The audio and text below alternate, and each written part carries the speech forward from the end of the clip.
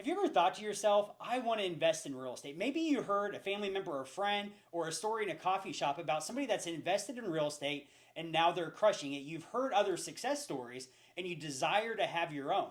But you look at your situation and you think, well, I don't have the credit. I don't have the right amount saved up. I can't get the pre approval through a traditional lender. You can come up with all the reasons, but I'll tell you what, when you argue for your limitations, congratulations, you get to keep them. However, if you have a burning desire to invest in real estate in an unconventional way, what do I mean by unconventional? By not getting a traditional mortgage. There's something called creative financing, and today I'm excited to introduce my buddy Cody. Surprise, he hasn't even used his own capital, his own credit, and he's been able to acquire millions of dollars in real estate. So tune into today's conversation, grab your pen and paper, lean in. Cody, thank you so much for joining us. Yeah. So let's start by defining what is creative financing. You have conventional financing, and which would just be you get a loan from a bank. That's your conventional way. And then if there's ways to purchase real estate without going the conventional route, I think they can all probably fit under the category of creative financing. So typically speaking, with creative financing, it's using, you're talking about seller financing, you're talking about lease options, you're talking about all the different scenarios on how to acquire a property, maybe with as little cash as possible, right? But you're avoiding the hoops and all the red tape that you have to get through sometimes with conventional financing. Now, I'm not against conventional financing 100%, Sure. but I've discovered that with creative financing, you can not only acquire a lot more properties, but also you can help the person that is actually a part of that transaction with you. Is part of that transaction with you, they actually get a benefit as well. And so we'll talk about that. So being creative sometimes gets a negative connotation. It's like, anymore you have a lot of wholesalers that are out there and they've taken a bunch of these courses. But like, you open to something creative, that's almost like, it has almost like kind of a shady connotation. Yeah. Or a like creative meaning like you don't have any money so you can't buy the house. Right. Kind of connotation. But over the years, I've really learned that a creative scenario, win-win-win scenario, sometimes is better for the person that's selling the property than even getting cash. So we'll talk about that. Man, that's so But good. yeah, anything that's outside of the conventional, normal way, going through an agent, getting the contract, and going through a conventional bank loan, I would consider that creative financing. One of the things that I love about you, Cody, is that, well, number one, you're creative. Number two, you mentioned like the win-win-win. Yeah. Where I think sometimes when it comes to creative type of financing, I think of somebody trying to do something like under the table, it could have like a shady vibe to it. And yet I love the fact that right out of the gate, you've already mentioned like emphasizing value to other people and creating wins for other people. That's something that you do well. That's the huge thing. Honestly, in order to do creative financing right, because there's a lot of people that are nervous about it. It does have, people don't know how to do it correctly, and people are scamming people, Sure. And so the proper way to do creative financing is making sure that all parties are protected and having the right documents and doing it in the correct way. Yeah. And so for creative financing, correct me if I'm wrong, but it doesn't matter what your credit score is. Right. It doesn't matter how much money you have in the bank. Yeah. So, I mean, when I think about reasons why I didn't invest, and I've been in the real estate space since 2007, so 18, 19 years at this point, and looking back, it's clear to me that I argued for my limitations, meaning I would go on about all of the reasons why now's not the time. Let me wait till I have more money saved up or my credit's in a better spot. And I've been able to learn from you to think differently about money. So the goal that I have for people listening today is that, number one, to lean into today's conversation. Don't check out when you hear, meaning like turn this off once you hear creative financing, because you may hear something that not only changes their lives, but the lives of people that they could serve by having more tools in their tool belt. Yeah, that's really good. And I think, I'll share my story a little bit about how I got into it. But I think when in order to understand the framework of it, you're looking at it like, okay, what is a savvy investor looking for an investment? I mean, people wake up every day to find real estate, to invest in stocks, whatever. People are investing. People wake up. Yeah. Banks, they wake up every day looking to give people money, to loan money. And so there's a need for financing. Right. And so I had to shift my mindset a little bit. When I first started getting involved in real estate, I felt like when I was asking for creative financing, I was almost begging for money. It's like, well, you know, I don't have cash, but would you, you know, but I had to switch my mindset because we are all investors. If you're in real estate, if I'm looking for real estate, we're investors looking Right. to invest in our future, invest in real estate or whatever we're trying to invest in. And so it's coming up with scenarios that win for everybody that provide that opportunity. So my story is I was an educator, as you know. I was an English teacher for 5 years, and that didn't pay as well as it should. Unfortunately, teachers just don't make enough money, you know. So I was constantly doing some kind of side hustle. I went from like selling vacuum cleaners to I did not know you sold vacuum. Like Rainbow Hoover or what? Rainbow. Rainbow. So Hoover Okay, was that's a my big brand. competition. Rainbow. Yeah. So I made like second runner up for number one sales in our little area. Okay. For Rainbow. Good for vacuum you, cleaners. man. So I was always doing something on the side trying to make money. Yeah. And when we moved to Dallas to get church planting training, there was like a huge hiring freeze, so ended up getting into construction, and then it led into real estate. But I started investing in the inner city of Kansas City when we came back, and I realized really quickly that a lot of landlords had headaches.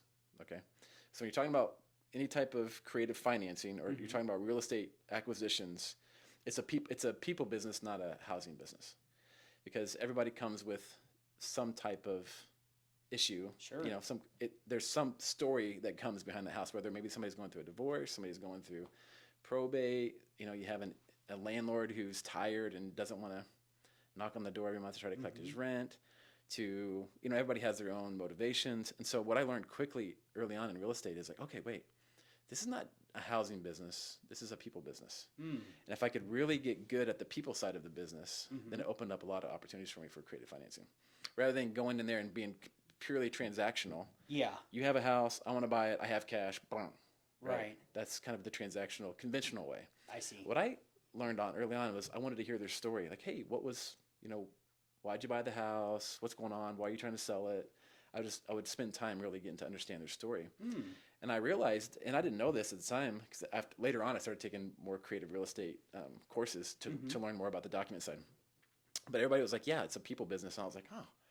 I caught that even before having those classes, that if I could really figure out somebody's motivation, then I could create an offer that was a win-win-win for everybody.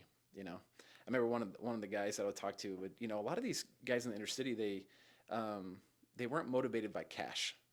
Okay, they invested in real estate because they wanted to be an investor, and cash wasn't a huge thing. Now you run across somebody and you're trying to do a creative deal.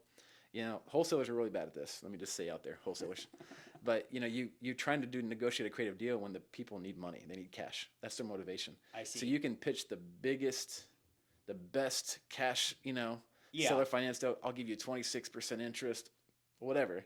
But if they're motivated by cash and they need cash, you're not going to be able to, you know, you're skipping the whole understanding where they're at step, and you're not going to be able to make an offer. Yeah. So I would spend time like, okay, like if you were to get all this cash right now, what would you do with it? You know, well, I'd probably be looking for an investment, and I'd be like, interesting. So what kind of return are you looking for? Well, if I can get 10%, you know, whatever, you know, I'll just have conversations about these people. And I realized early on that a lot of these guys wanted to make a return on their money, but I would figure out the weak spot.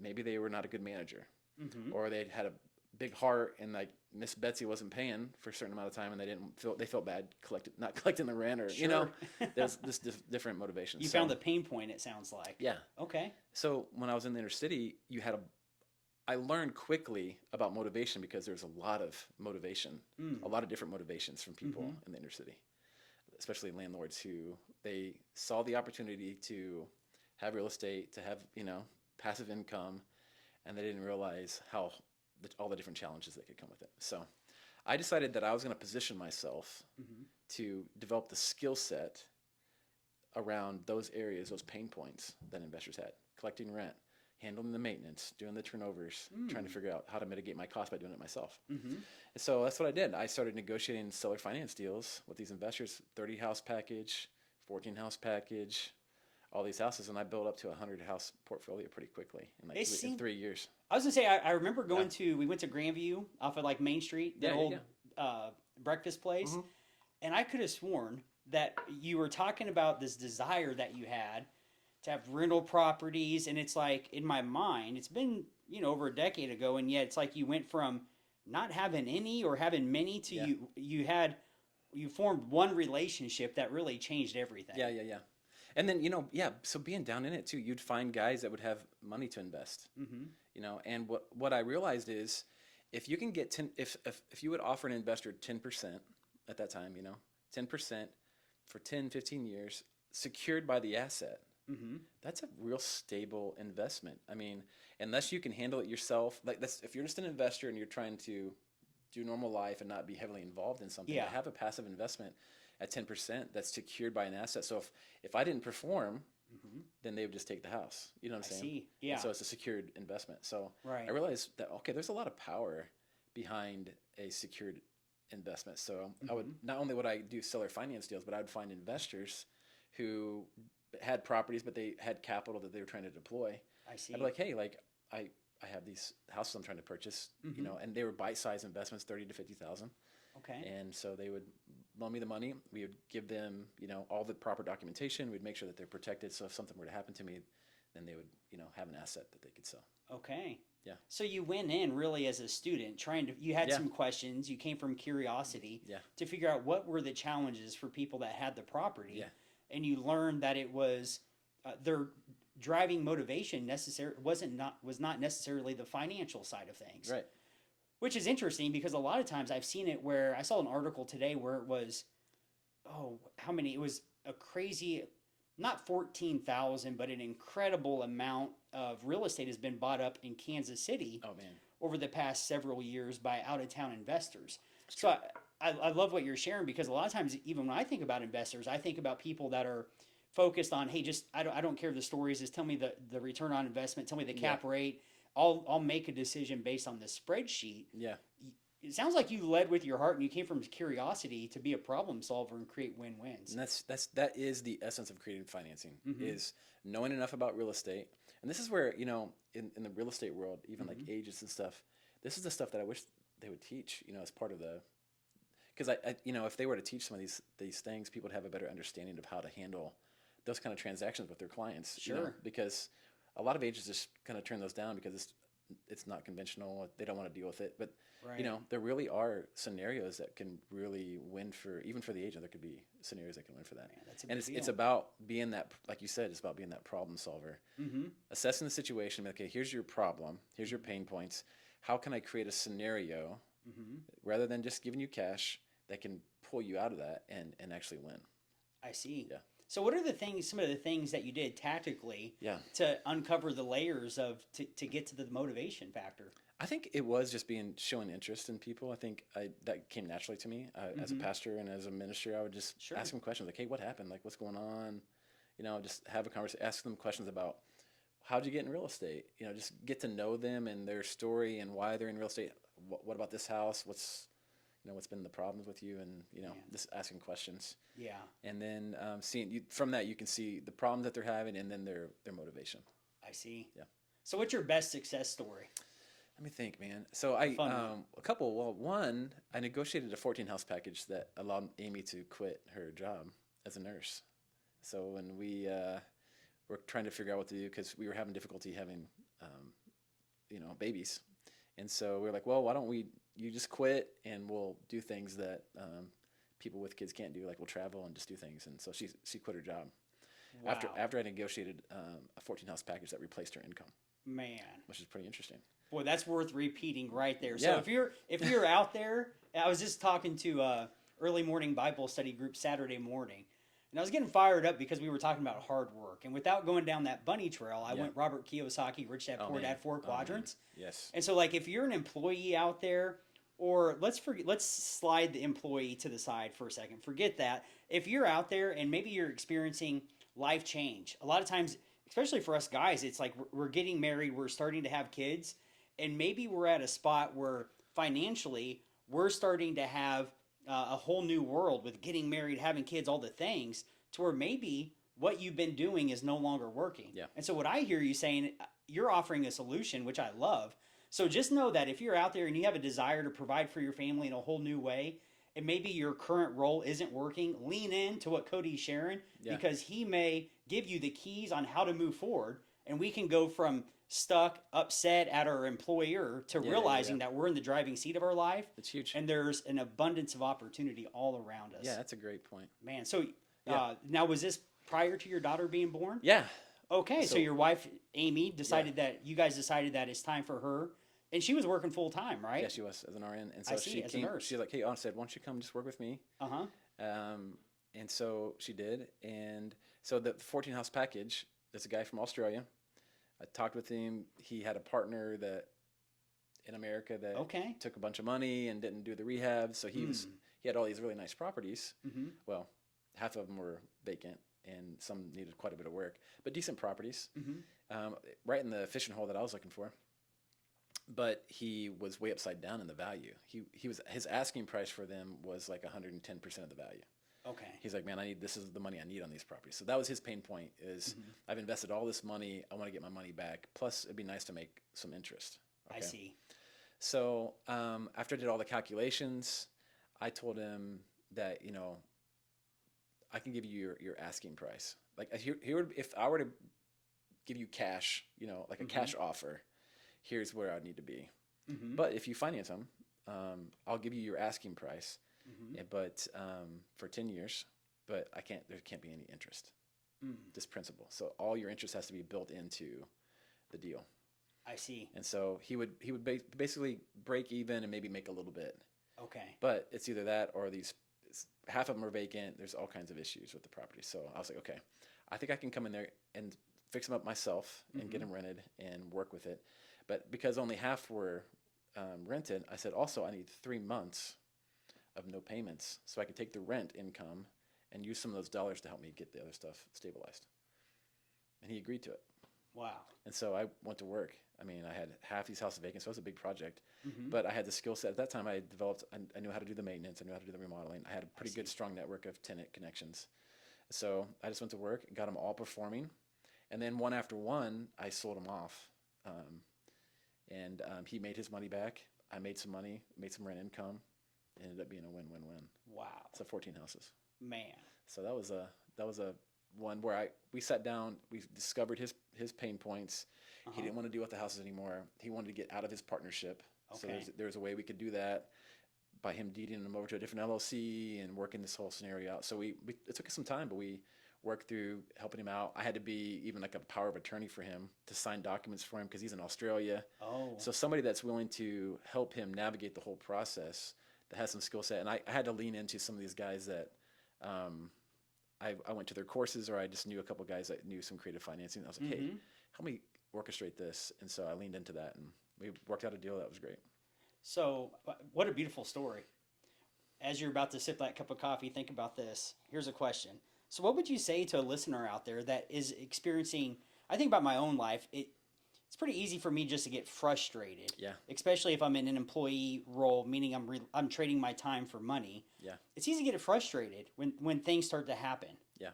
And say, you know what, I deserve more, I want more, and to just stay stuck and slowly become bitter and blame others. So what would you say out there to the listener that desires more for their life? They know that God has a bigger plan and purpose, and that they're waiting for something a financial change to happen. They feel a little stuck. What would you say to them out there?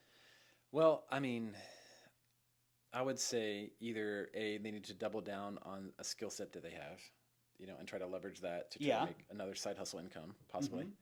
Or, I mean, real estate, I always recommend real estate as an opportunity for that. And you don't have to have, I mean,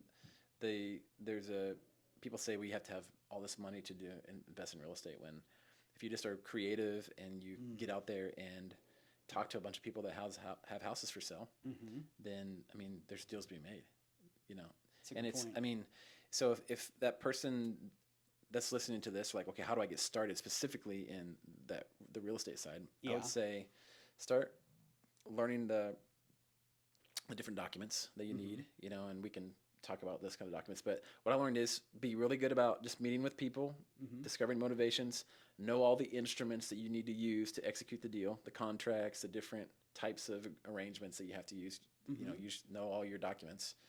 And then get a good. If you can't do the maintenance and you can't do the rehab yourself, then get a team together that can help you with that side, and be really good at knowing people's motivations and packaging a deal where everybody's protected and everybody wins. Mm-hmm. Yeah. So I mean, anybody can get out there and do that. What about from a mindset perspective? What if somebody feels like they're stuck and they're kind of waiting on somebody to extend an opportunity? Looking back, what would you say to them about the mindset? Because that's a lot of times where change starts to happen is within us. Yeah, that's good. You know, when you said that, I was reminded of my very first year of doing real estate. Mm-hmm. And I remember, because like it was nerve wracking, you know, I would be looking at these houses. I was like going to make offers, but I didn't have any money. So, but I had to pretend like I had money, or you know, or just show up and act like trust that it's going to come. I mean, people they want me to come look at their house because they want me to buy it. Yeah, you know what I mean. But I didn't have money, and so I just showed up and talked to them and walked to the house like I had somebody to, you know, and I was convinced that if I found a good enough deal, I could find the money, or I would, you know, convince that person to sell their finance to me. I see. So I would say, have the mindset that good things come to those that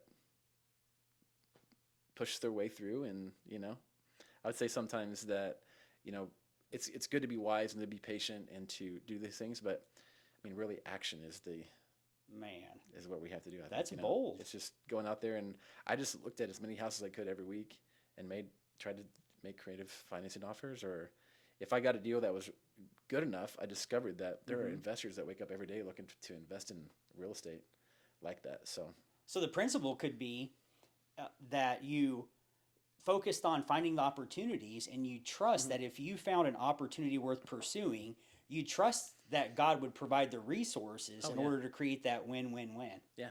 And that's bold right there. Stepping out and doing it. Stepping out in faith, you know, really. I think that's it's easy to hold back. Like, man, if I can't connect all the dots and see how it's going to work out, and it's easy for fear to set in, and then that holds me back from taking action. And yet that's really true. You took action. Good for you on that. Yeah. Yeah. Let me share one creative deal that I just thought of one.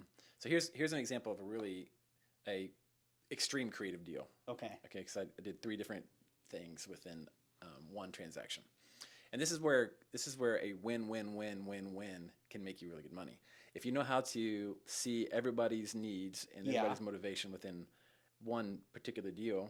Then it's good. So let me tell you one story. This is a fun one. There was this house this guy had for sale. He was asking $20,000 for it. Okay, that's not a lot for a house. But he had this tenant in there. Her name was Precious, and she was only paying $400 a month. Okay, which, you know, if I were to find an investor to loan me $20,000, you know, do the math. There's no, you know, cash flow is not. You don't have enough cash flow to do anything with $400 a month after taxes, insurance, some maintenance. You know what I mean? It's not worth it.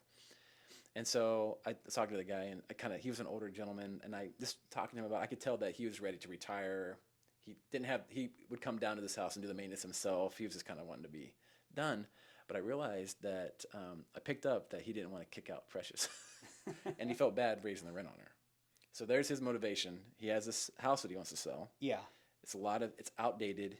It's got a lot of deferred maintenance, but he doesn't want to push this tenant to increase her rent. You know? So that's the conundrum. So I said, okay. I can't remember the guy's name. I think his name was Charles. I said, Charles, if I buy this house $20,000 cash, you're gonna kick out Precious, right? He goes, no. He's like, I'm not gonna kick her out. I go, you want me to kick her out? I was like, I don't want to kick her out. You know, so that's kind of the conversation I had with the guy. Yeah. He goes, yeah. I go, well, I'll tell you what.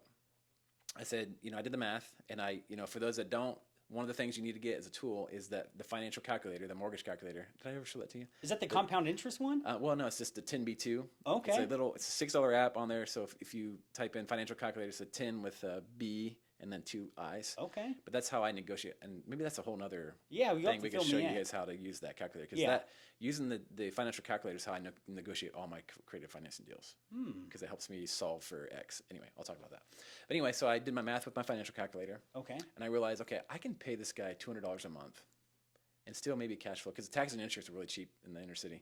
And so I could probably still make $100 a month. You know, the interest rate, I think my interest rate was like 6-7%. I was like, okay, I can do that for 10 years. And I said, hey, I'll do that. If you wanted to sell their finance in the house, I will keep Precious in the house. I will sign a new contract with her, and you have my word, I won't kick her out. And that was the thing for him. You know what I mean? That he's sealed like, the deal. That was sealed the deal. He goes, okay. And so he said, well, you going to give me any money down? That was his question. And so I'm always trying to, how can I do a creative deal without any money? You're good so at that. $1,000 is not a lot. Yeah. I said, well, I have some deferred maintenance here. I gotta come in here and do some things. I'll tell you what, I'll give you 500. He goes, okay. So I had all the documents because I know how to do the promissory note, the deed of trust. Yeah. So I secured it for him because that's really important to me. If I'm going to do a transaction, I could very well take advantage of a older person that doesn't understand the real estate game and have it not secured, and I could scam him and all this stuff. But I realized that it's extremely, and to have a reputation of doing good business and to do the right thing, I made sure that I did all the right documents.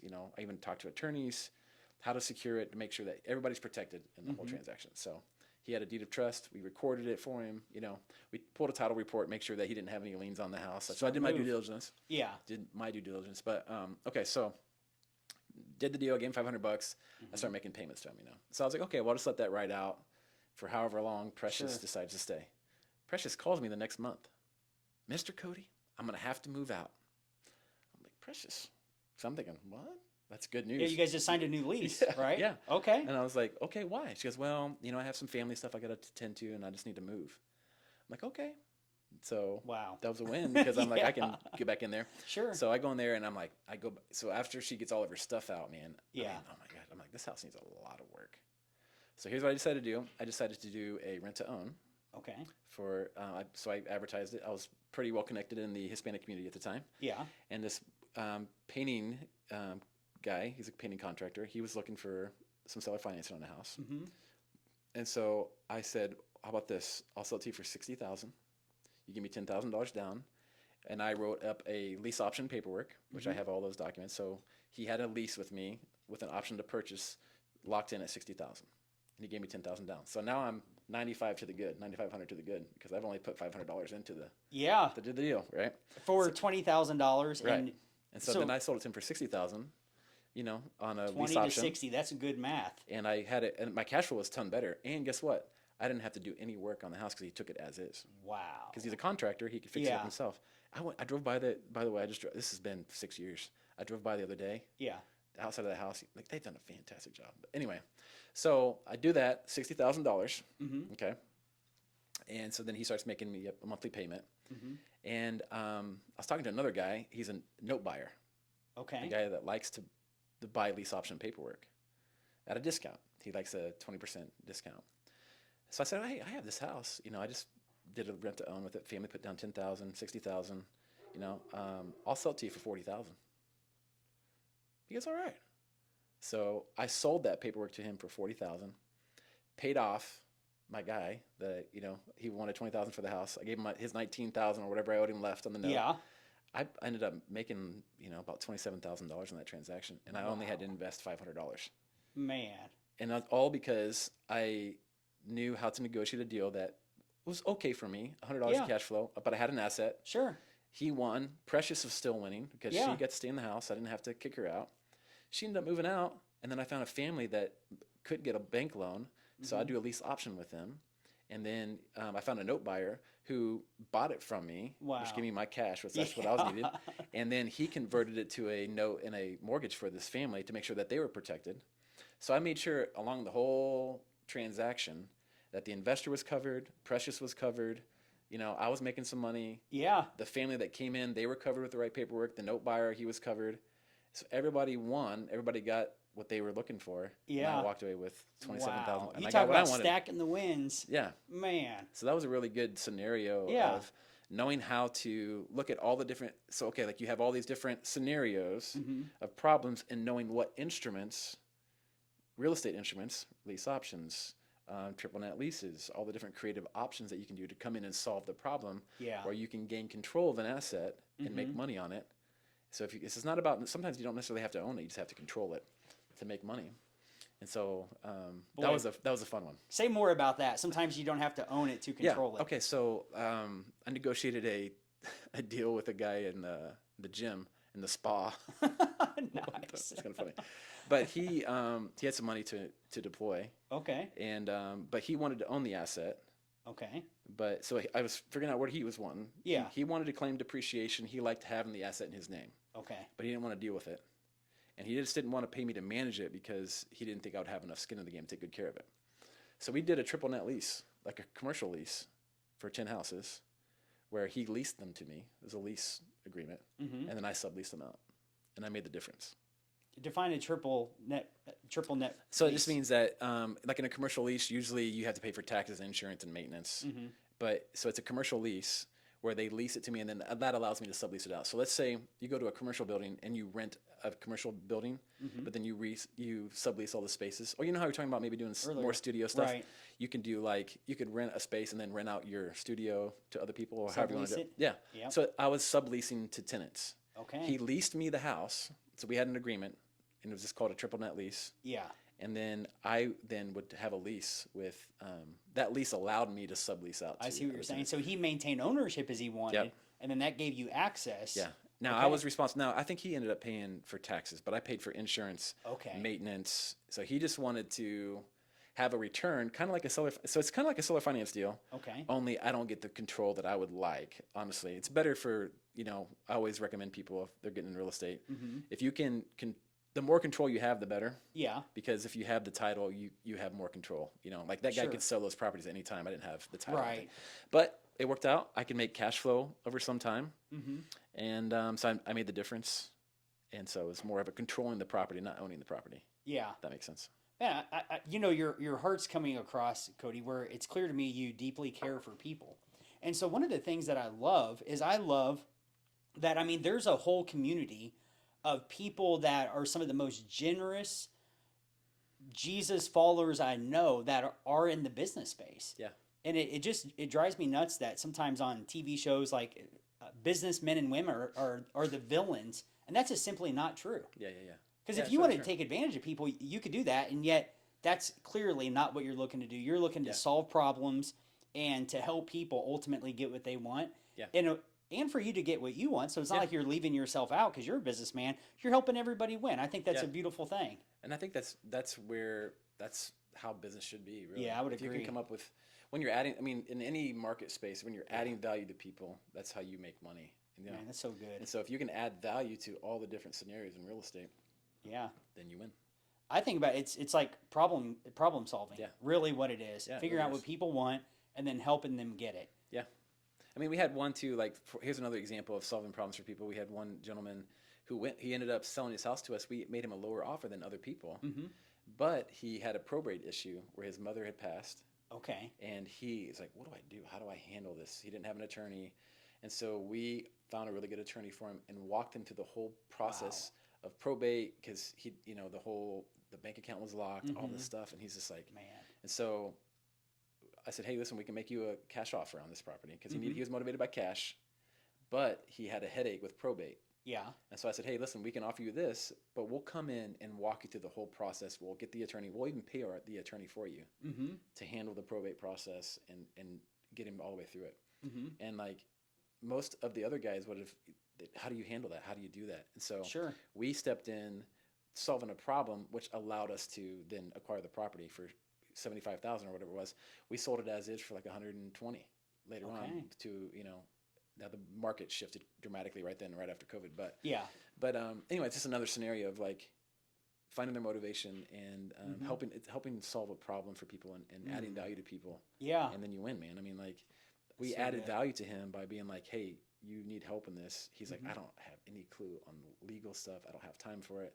So we stepped in, handled the whole process for him. Yeah. You guys were leverage for him. Yeah, Got and him he to the was finish line. grateful for it, man. At the end, Wow. he did a testimonial video. He's like, I don't know what I've done if these guys didn't help me, because he was on a deadline too. I see. He only had he only had 30 days, and then the bank was going to take it back, and he Wow. wasn't. Time gonna, crunch. he was going to be Pressure out was of the house. on. Yeah. Yeah. So What would Yeah. you say to somebody out there that has no experience investing? They're listening. You got their attention. What would be a next step for them to take? I would say this. A couple things. One, if you have capital to deploy, Mm-hmm. I would say try to hunt for some people that have an understanding of real estate. Yeah. And, get some of these flippers involved. Try to make a network of and flippers and these guys and see who's doing the stuff, who's Yeah. legit, and maybe try to partner with them and just to be a investor, and get a decent return on your money, Sure. secured by the asset. So there's people out there that are looking for money. Yeah. We'd always be interested in talking to investors. We have a pretty strong investor base already, but we'd be interested in talking. I'm actually meeting with a couple tomorrow. They are interested in deploying a little capital, so I was like, "Oh, Nice. we'll meet up." But if you have the time to do the real estate thing yourself, Yeah. and maybe you have some handyman experience, or you feel like you can do it, you can leverage that, or maybe you have a brother, or you have somebody that that can help some element of it. If it's just, Friday nights when I had all my rental properties, I didn't go out and have fun. I was knocking on doors collecting rent. Wow. So you got to be willing to if you're going to do it yourself, Yeah. you got to be ready to do it yourself. But so I would say, if you have that time to do it yourself, Yeah. start going out there and just making offers on houses. Why not? You Man, never know. If you look at 50 houses, Yeah. you're bound to stir up something. Yeah. Somebody's out there that's motivated. You learn the game. You get out there. You start looking at different properties. And I'll tell you what, wholesaling actually, I come down on wholesalers a lot, only because they take advantage of people a lot, and they get a bad reputation. But honestly, if you do wholesaling the right way, and you actually can get a property under contract at a decent value, and you can make money in between, by finding a buyer, and you can make money on the gap, kind of being a bird dogger, finding a good deal on a house and selling it to investors. That's sometimes a good way to learn the game. But getting out there, making offers, finding a couple guys that have some capital that maybe would like to deploy, or just getting really good at figuring out people's motivations. I would take some creative real estate courses, just learning the document side of it. Yeah. And I would love to. I'm willing to help people. People sometimes hire me as a consultant just to handle the document side of it. Like, hey, Cody, I have somebody that has a lease option. Would you help me? Yeah. And I can help them do their paperwork right. That's good to know. So, but knowing all your documents, hiring an attorney, knowing your documents, and then just making offers on houses, man. Just getting out there, pounding the pavement, looking for distressed properties, trying to see people's motivations. Man, that's good. Yeah. Okay. That's probably what I'd say. What about book, pointing people to a resource? A book come into mind that's been influential, a course, a podcast channel? The very first book I read, this is funny, on real estate, is Mobile Home Millionaire. Really? Bro. I'm going to have to check that out. It's the best. Wow. And what was funny is because I was like, how do I get in real estate? Yeah. I can buy a mobile home for like $5,000. You know what I mean? Yeah. But what was so helpful in that book is he goes through like all the numbers. Like, okay, when you have rent, you got to factor in. Here's what you got to factor in for your expenses. How you do it. He kind of spells it all out for you. I took those same principles and applied that to a inner city property when I was buying them for like $20,000. 10 to 20,000. Okay. So I took that mobile home model.